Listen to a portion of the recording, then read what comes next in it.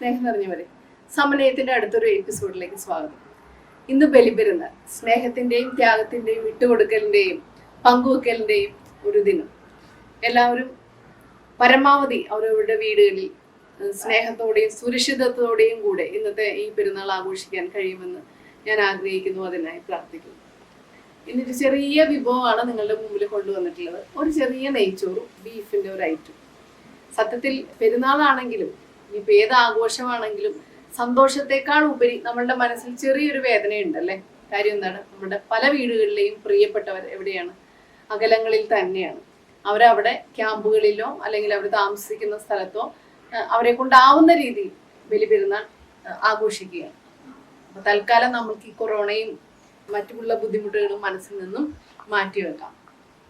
സ്നേഹത്തോടെ സന്തോഷത്തോടെ പ്രാർത്ഥനയോടുകൂടി നമ്മളുടെ ഇത്തിരി വെട്ടത്തിലിരുന്ന് നമുക്ക് ഈ പെരുന്നാൾ ഗംഭീരമാക്കാം. അപ്പൊ നോക്കുകയല്ലേ, നെയ്ച്ചോറും ബീഫും കൂട്ടി നല്ല അടിപൊളിയായിട്ട് ഇന്ന് പെരുന്നാൾ ആഘോഷിക്കാം. എല്ലാവർക്കും ഒരിക്കൽ കൂടി വലിയ പെരുന്നാളിന്റെ ഹൃദയം നിറഞ്ഞ ആശംസ. നന്ദി.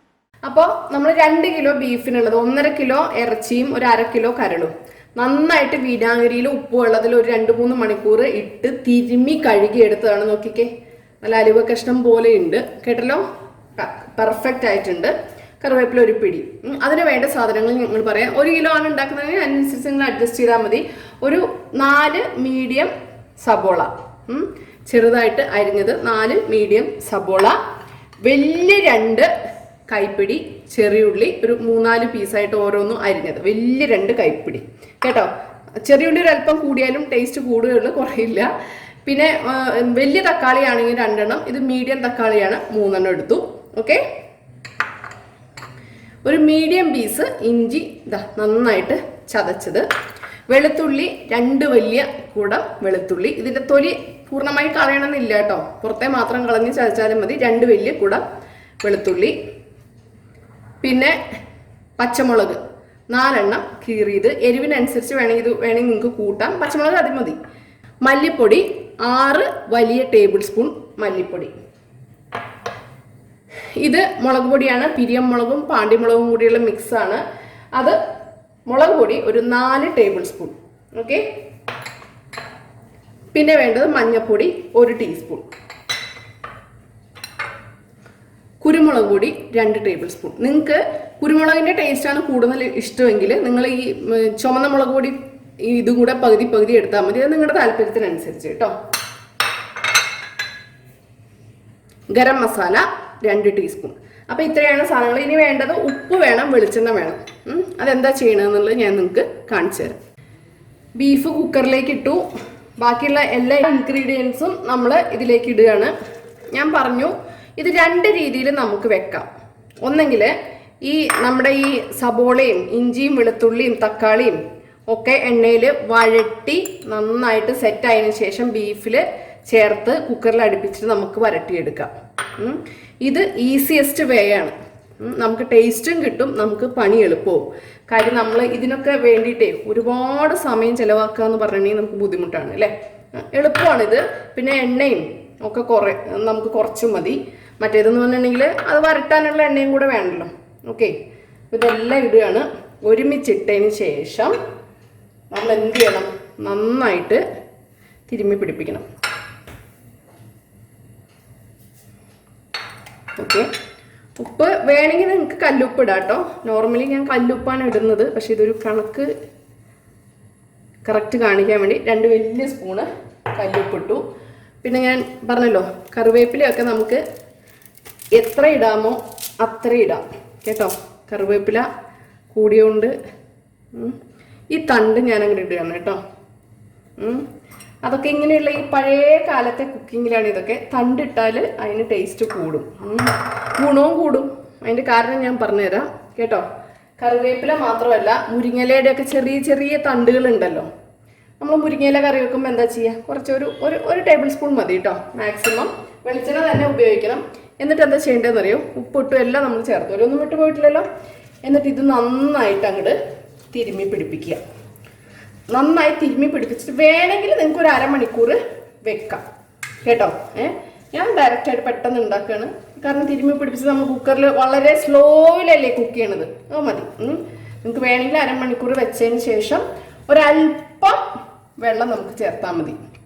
നോർമലി വെള്ളം വേണ്ട, പക്ഷെ നമുക്ക് റിസ്ക് എടുക്കാൻ വയ്യ, അടി പിടിച്ചാലോ എന്ന് റിസ്ക് എടുക്കാൻ വയ്യാത്തതുകൊണ്ട് നമുക്ക് വെള്ളം ചേർക്കാം. അപ്പം ഞാൻ എന്ത് പറഞ്ഞു, മുരിങ്ങയിലയും കറിവേപ്പിലയുടെയും ഒക്കെ ചെറിയ തണ്ടുകൾ നമ്മൾ കളയണ്ട. നമ്മൾ തോരൻ വെക്കുമ്പോഴും കറി വെക്കുമ്പോഴും വാദസംബന്ധമായിട്ടുള്ള അസുഖങ്ങൾക്കൊക്കെ അത് വളരെ നല്ലതാണ് എന്നാണ് ആയുർവേദം പറയുന്നത്. ഓക്കെ, അപ്പോൾ ഇത് നന്നായി തിരുമ്മി പിടിപ്പിച്ചിട്ട് കുറച്ച് വെള്ളം വെച്ചിട്ട് നമുക്ക് ഒരു 3 വിസിൽ അടുപ്പിക്കാം. ഓക്കെ, അപ്പോൾ നമുക്ക് പെരുന്നാൾ സ്പെഷ്യലായിട്ട് നോർമലി ഒരു ഓത്തൻറ്റിക് സ്റ്റൈലിലുള്ള ഗീ റൈസാണ്. ഞാൻ പല വീഡിയോസും നമ്മൾ യൂട്യൂബിൽ നോക്കിയപ്പോൾ അതിൽ പല കാര്യങ്ങളും ചേർത്തിട്ടുണ്ട്. അതൊന്നും എനിക്ക് സന്തോഷം ഉണ്ടായിട്ടില്ല. അപ്പോൾ എൻ്റെ നാത്തൂൻ്റെ ഉമ്മച്ചി വളരെ കറക്റ്റായിട്ട് ഗീ റൈസ് ഉണ്ടാക്കുന്നതാണ്. കഴിഞ്ഞ തവണ ബിരിയാണിയുടെ റെസിപ്പിയും ഉമ്മച്ചിയോടാണ് ഞാൻ ചോദിച്ചത്. അപ്പോൾ ഉമ്മച്ചി പറയുന്ന അതേ സ്റ്റൈലാണ്, എൻ്റേതായിട്ടുള്ള ഒരു മാറ്റങ്ങളും ഞാൻ വരുത്തിയിട്ടില്ല. കൂടുതലായിട്ടൊന്നുമില്ല. ഒരു 4 ഗ്ലാസ് അരിയുണ്ട്, കൈമ റൈസ് നന്നായിട്ട് കഴുകി വാരി വെച്ചതാണ്. 4 ഗ്ലാസ് വടിച്ചെടുത്ത 4 ഗ്ലാസ്. ഒരു വലിയ സബോള അല്ലെങ്കിൽ ഒരു മീഡിയം 2 സബോള. നെയ്യ് ആണ് ഞാൻ എടുത്തിട്ടുള്ളത്. നെയ്യ് തന്നെ വേണ്ട എന്നുള്ളവർക്ക് നെയ്യ്ക്ക് പകരം നെയ്യും ഓയിലും കൂടി എടുക്കാം. ഞാൻ നെയ്യ് തന്നെ എടുത്തിട്ടുള്ളൂ. ഒരു 3 ടേബിൾ സ്പൂൺ നെയ്യാണ് മൊത്തത്തിൽ എടുത്തിട്ടുള്ളത്. പിന്നെ ഒരു 4 ഏലക്ക, ഒരു 4-5 ഗ്രാമ്പു, ഒരു 3 പട്ട, ഒരു 3-4 കുരുമുളക്. ഇത്രയും സാധനങ്ങളാണ്. 4 ഗ്ലാസ്സിന് 8 ഗ്ലാസ്, അതായത് 7.5 തൊട്ട് 8 ഗ്ലാസ് വരെ വെള്ളം അത് ഞാൻ തിളപ്പിച്ചിട്ടുണ്ട്. ഇനി നമുക്ക് പ്രോസസ്സിലേക്ക് കിടക്കാം. അപ്പോൾ നമ്മുടെ നോൺ സ്റ്റിക്കിൻ്റെ പാനിലാണ് ഉണ്ടാക്കുന്നത്. ഓക്കെ, ഞാനൊരു 3 ടേബിൾ സ്പൂൺ പക്ക നെയ്യാണ് ഒഴിച്ചേക്കുന്നത്. നിങ്ങൾക്ക് വേണമെങ്കിൽ നെയ്യ് ഇല്ലാത്തവരുണ്ടെങ്കിൽ അല്ലെങ്കിൽ താല്പര്യം ഇല്ലാത്തവരുണ്ടെങ്കിൽ ഓയിലിൽ ഒഴിക്കാം, ഞാൻ പറഞ്ഞല്ലോ.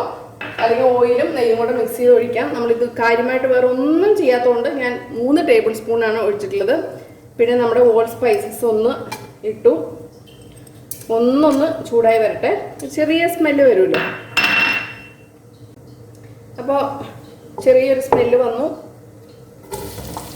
സാധാരണ ബിരിയാണി നമ്മൾ ഉണ്ടാക്കുമ്പോൾ സബോളയും തക്കാളിയും ഇഞ്ചി വെളുത്തുള്ളി പച്ചമുളക് ക്യാരറ്റ് അത്യാവശ്യത്തിന് എല്ലാം ഇടും.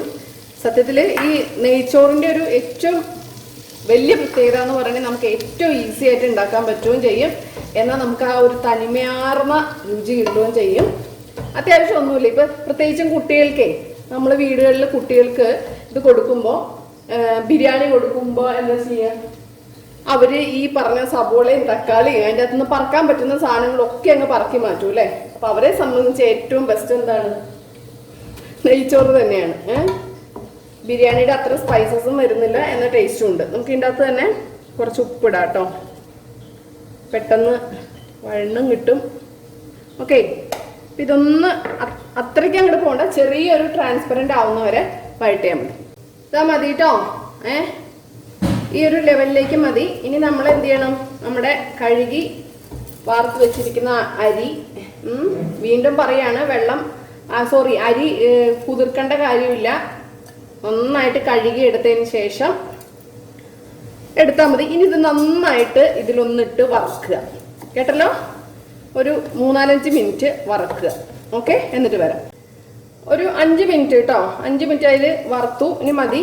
ഇനി നമുക്ക് എന്ത് ചെയ്യാം, നമുക്ക് ആ തിളച്ച വെള്ളം അങ്ങോട്ട് ഒഴിക്കാം. ഓക്കെ, സൂക്ഷിച്ചും കണ്ടൊക്കെ ഒഴിച്ചോളൂ കേട്ടോ.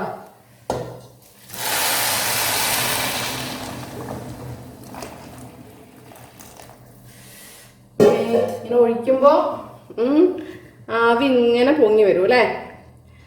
ഇതിൽ മല്ലിയില പുതിനയില അങ്ങനെയുള്ള സംഭവങ്ങളൊന്നും ഇല്ല കേട്ടോ. സത്യം പറഞ്ഞിട്ടുണ്ടെങ്കിൽ ലാസ്റ്റ് ഗാർണിഷ് തന്നെ ഇടുമെന്നുള്ളത് നോർമലി ഇടില്ല, നമുക്ക് വേണമെങ്കിലൊക്കെ ഒരു പ്രസൻറ്റേഷന് വേണ്ടി ഇടാം, അത്ര തന്നെ. ഇനി നമുക്ക് ഇതിൻ്റെ അകത്ത് നോക്കേണ്ടത് ഉപ്പ് നോക്കുക. ഒന്ന് തിളയ്ക്കട്ടെ, തിളച്ചതിന് ശേഷം ഉപ്പ് നോക്കാം. ഉപ്പ് കുറവാണ്, അപ്പോൾ നമുക്ക് എന്ത് ചെയ്യാം, ഉപ്പ് വലിയൊരു സ്പൂണ് ചേർക്കാം. ഉപ്പ് കുറേശ്ശെ ചേർത്താൽ മതി കേട്ടോ. ഓക്കെ, ഇനി എന്ത് ചെയ്യണമെന്നറിയോ, ഇതിപ്പോൾ ഒന്ന് തിളച്ച് വന്നതിന് ശേഷം ഉപ്പ് ഇപ്പോൾ കറക്റ്റാണ്. ഓക്കെ, ഇനി ഇത് അടച്ചു വെക്കുക. അത് ഇപ്പം തന്നെ തിള വന്നു, കണ്ടോ, തിള വന്നു. ഇത് ഞാൻ അടച്ചു വെക്കുകയാണ്, സേഫായിട്ട് അടച്ചു വെക്കുകയാണ്. ഇനി നന്നായിട്ട് ഇതിൻ്റെ വെള്ളം വറ്റിയതിന് ശേഷം, ഇപ്പോൾ ഹൈ ഫ്ലെയിമിലാണ് കേട്ടോ, ഒരു ഹൈ അല്ല, ഒരു ഹൈ മീഡിയം ഫ്ലെയിമിലാണ് ഇരിക്കുന്നത്. ഫുള്ള് ഹൈ വേണ്ട, വേവണ്ടേ, ഒരു ഹൈ മീഡിയം ഫ്ലെയിമിൽ വെച്ചു. എന്നിട്ട് കംപ്ലീറ്റ് നമ്മൾ കുറച്ച് കഴിഞ്ഞിട്ട് ഒരു 2-3 മിനിറ്റ് കഴിഞ്ഞ് കറക്റ്റ് സമയം പറയാം, തുറന്ന് നോക്കിയിട്ട് നമുക്ക് അതിൻ്റെ ഉള്ളിൽ വെള്ളം ഉണ്ടെങ്കിൽ പിന്നെ നമുക്ക് സിമ്മിലേക്ക് വെക്കാം. ഓക്കെ, അപ്പോൾ കറക്റ്റ് നോക്കുക. ഇപ്പം 12:08 കറക്റ്റ് ഒരു 4 മിനിറ്റ് ഞാൻ ഇങ്ങനെ വെച്ചേക്കാണ്, ഒരു മീഡിയം ഹൈ. ഓക്കെ ഓക്കെ, ഇപ്പോൾ ഒരു 6 മിനിറ്റ് ആയിട്ടോ. ഓക്കെ, എന്താ വെള്ളം കംപ്ലീറ്റ് വറ്റിയേ, ഒന്നുമില്ല. അപ്പം മൊത്തത്തിൽ ഞാനൊന്ന് സിമ്മാക്കി, ആദ്യം തന്നെ സിമ്മാക്കി. 5 മിനിറ്റ് എന്ന് പറഞ്ഞത് 8 മിനിറ്റ് ആക്കി കേട്ടോ. അപ്പോൾ എല്ലാം വറ്റിയിട്ടുള്ളൂ, ഏകദേശം വെന്തു അരി കണ്ട. മൊത്തത്തിലൊന്ന് ഇളക്കട്ടെ. നമ്മേ എന്തൊരു മണമാണപ്പോ. ഓക്കെ, മൊത്തത്തിലൊന്ന് ഇളക്കി വെന്തു കേട്ടോ. ഇനി പക്ക സിമ്മില് വെച്ചു. ഇനി വേണമെങ്കിൽ ഒരു സന്തോഷത്തിന് കേട്ടോ, ഇതാ മുകളിൽ നമ്മൾ ദം ചെയ്യണ പോലെ ആക്കുകയല്ലേ, ഒരല്പം നെയ്യ്. ഇതൊരു ടേബിൾ സ്പൂൺ വന്നിട്ടില്ല കേട്ടോ. കൊളസ്ട്രോൾ ഉള്ളവരും ഒക്കെ എന്നെ ഇപ്പോൾ ചീത്ത വിളിക്കുന്നുണ്ടാവും. ഓക്കെ, നന്നായിട്ട് വെച്ചു, അടച്ചു വെച്ചു. ഇനി ചെറു തീര് ഇരുന്നോട്ടെ, ഒരു 5-10 മിനിറ്റ് വരെ ചെറു തീര് ഇരുന്നോട്ടെ, തുറക്കരുത്. ഓക്കെ, അപ്പോൾ ഒരു 4 മിനിറ്റ് ആയിട്ടോ.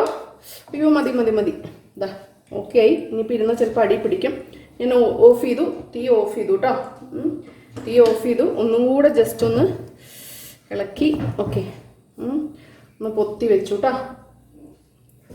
മതി, നമ്മുടെ നെയ്ച്ചോറ് റെഡിയാണ്. ഈ ചൂടിൽ അങ്ങനെ ഇരുന്നോട്ടെ, കാരണം ഇത് കുറച്ച് കഴിയുമ്പോഴേ ഒന്ന് തണുത്ത് കഴിയുമ്പോൾ ഒന്നും കൂടി ഇത് ഉറയ്ക്കും. ഇനി നമുക്ക് നമ്മുടെ ബീഫിൻ്റെ പരിപാടിയിലേക്ക് നോക്കാം. അപ്പോൾ ദേ നിറച്ച് ഞാൻ കുറച്ച് വെള്ളം ഒഴിച്ചു. ഞാൻ പറഞ്ഞല്ലോ റിസ്ക് എടുക്കാൻ വയ്യാത്തതുകൊണ്ട് വെള്ളം ഒഴിച്ചു.